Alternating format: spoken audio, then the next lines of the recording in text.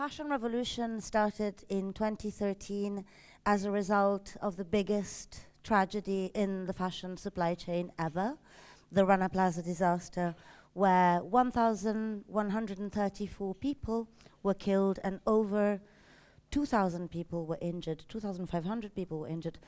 90% of garment workers are female. So really the majority of the people that died were young girls. And they died because of our appetite for cheap, quick, reproducible fashion that's ready at our doorsteps. And so I guess when fashion revolution began, the sense was that we've had enough. You know, we want to change this industry. We love fashion. We are all practitioners in one way or another. And we can't bear to wear clothes that are made in misery. As far as I am concerned, it's not so much about whether it's made in the UK, whether it's made in India, provided it's made in dignity. And the thing that shocked me the most about the Rana Plaza was not so much the brands that knew that they were producing there, but the fact that there were so many brands that they were calling each other the next day asking, were we producing in Rana Plaza? And this highlighted the fact that there is very, very little transparency when it comes to the fashion supply chain. It's a complicated supply chain. It's a convoluted supply chain. And it is a supply chain that thrives on invisibility. Do you know who makes your clothes? I mean, if I ask a question to this audience, which is how many amongst you actually wear clothes? So, you know, so you are responsible, and you certainly are a part of this fashion supply chain. Your wardrobe is somewhere in the fashion supply chain, approximately around 3/4 of the way, in between the moment when that cotton seed is farmed to when clothes are disposed of. So therefore, you speak with the clothes that you wear. And something like the Rana Plaza disaster obviously was the beginning of something very big. So fashion revolution started as a movement highlighting transparency. This thing's gone off again, so I won't know. Somebody stop me when I've spoke too much. We started talking about transparency. We see transparency as not necessarily the definitive solution, but the first step. It's a little bit like you're going to be opening your door, your front door to somebody.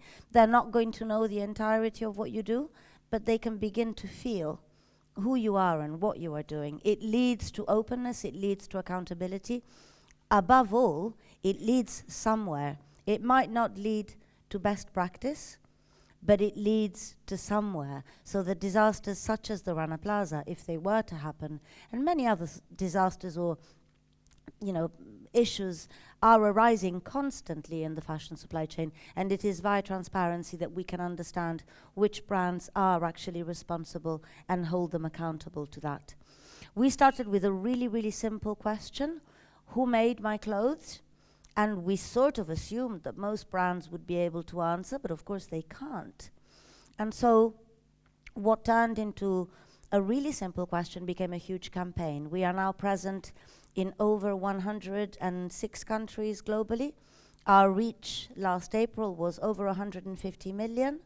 And I guess we've engaged a conversation which has involved everyone, from academics to consumers to garment workers themselves. In fact, for me, the biggest success is that only last year we had over 5,300 producers responding to our Who Made My Clothes campaign with their own hashtag, which is I Made Your Clothes. And these are people that are very, very invisible. We really don't know the people that make our clothes. And for them to have the courage to come out and say, look, this is me. This is my face, this is my job. For us was a huge success. Fashion revolution is not an elitist movement. We're very much a ground up, and I can feel the swelling. We communicate to our audience in various ways, but everything that we do is open source and everything that we do is free. So this is our first fanzine, which was called Money, Fashion, Power, and we really talked about the issue of the living wage, which is a complicated issue, but I guess we break it down. We don't talk stupid. We talk clever. We have an interesting language. I very much believe that I'm so bored of this sustainable this or ethical that. I believe that sustainability deserves a poetic and relevant language, just as we have at the moment in terms of design. I mean, I'm also I lecture regularly at Central St. Martin's with the BA and the MA fashion, and I can see so many solutions coming out of there destroyed by this language that doesn't really give it the relevancy that it needs. You know, sustainability is really a complex subject, and I think we should celebrate the complexity. So Fashion Revolution primarily focused on transparency and on social issues, although recently we've decided, well, we always wanted to, but we are moving also to a more 360-degree approach to the fashion industry, and we've been looking at its environmental impact, in particular waste. Confession, I have a nickname. My nickname is the Queen of Upcycling. So I've been inhabiting this space for a while. In fact, since 1997, I had a brand, Exquisite Luxury, blah, blah, in the introduction. So why? We are producing approximately 150 billion, I haven't got a cold, billion garments of clothing per year. That's clothing per year. What about the lipsticks? What about the bags? What about the shoes? What about the hair clips? What about all the stuff that we buy? We're overbuying and they're overproducing, and then we are overchucking. We are really throwing away stuff with abandon. And so waste is now visible. So we actually know in terms of plastic that we produced more plastic in 2015 that from the day the plastic was invented until the end of 2014. So I reckon something similar is going to be discovered about clothing, that we just really can't deal with this huge quantity. So, you know, and we don't wear them, you know. The majority of the clothes in our wardrobes are left unworn, unloved. So we buy and then throw without really appreciating the clothes that we buy. And, you know, nothing biodegrades. Right now, we don't really have the technology to recycle clothes properly, despite the fact that there is huge investment in circularity, and circularity is very much one of the buzzwords right now. We still aren't providing enough, you know, solutions to be able to really conquer this mountain of waste. So we decided to campaign also on this. As I said, my experience, this is it. I was making upcycled collections for Tesco in 2008. We did a best-selling collection for Topshop 4 years running, again, getting them to use their own waste and offcuts. And also we worked with Speedo. So I've been inhabiting this world of waste now for a very, very long time. And I'm glad to say that it's going to be one of the biggest topics that you will see over the next few years. Brands throw as much as we do, if not more. In fact, luxury brands throw again with abandon, showing that in many cases, the products that we value have absolutely no value for them. So this is how we try to convey our message. This is our latest fanzine. It's sold out, but we're about to reprint. But again, everything that we do is available for free on our website. And this is called Loved Clothes Last.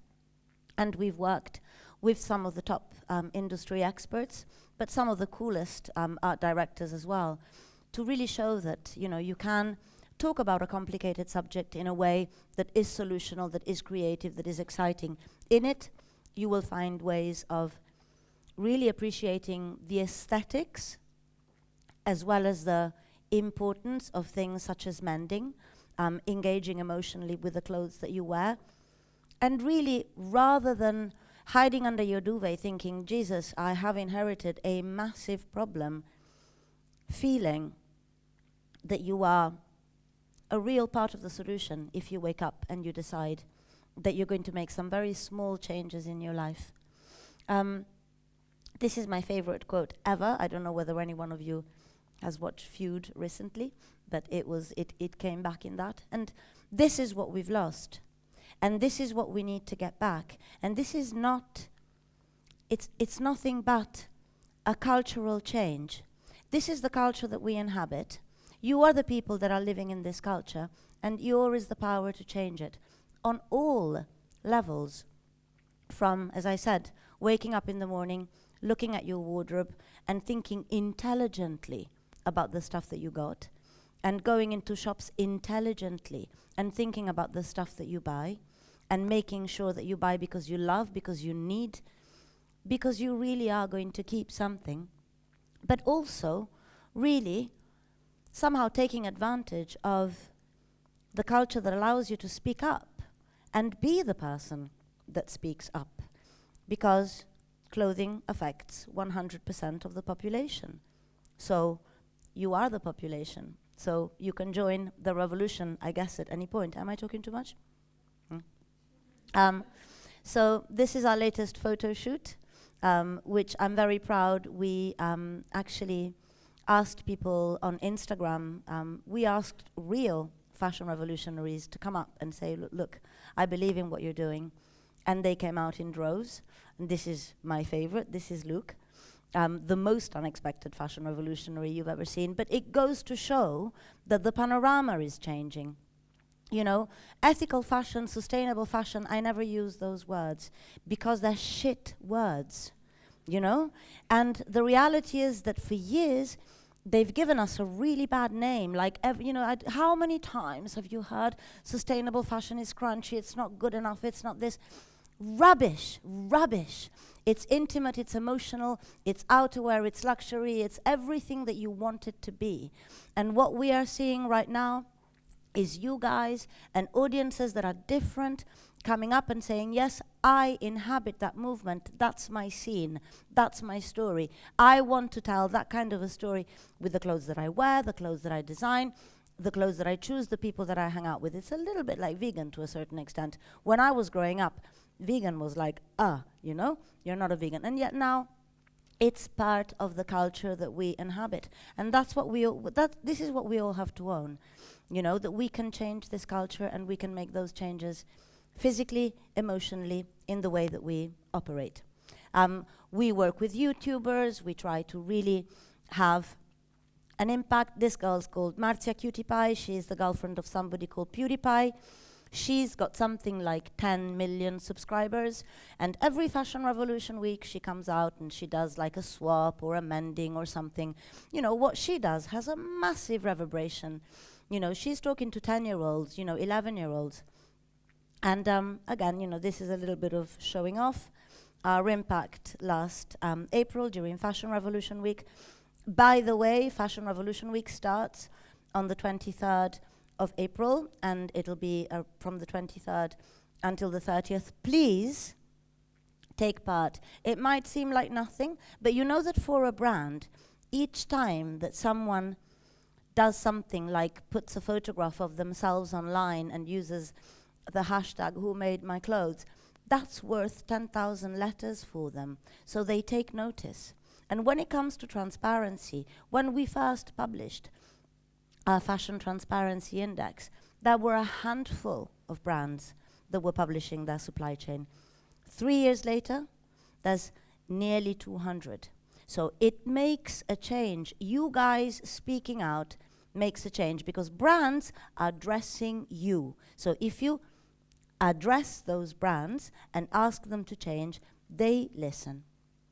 Again, our new campaign, don't know what I'm supposed to be saying about that, except look out for it. We haven't launched it fully. That's it for me. I'm really, really happy to be here. I'm actually much better at Q&A than I am at presenting. So when we're sitting down there, please get some questions because I'd be really happy to answer. And thank you.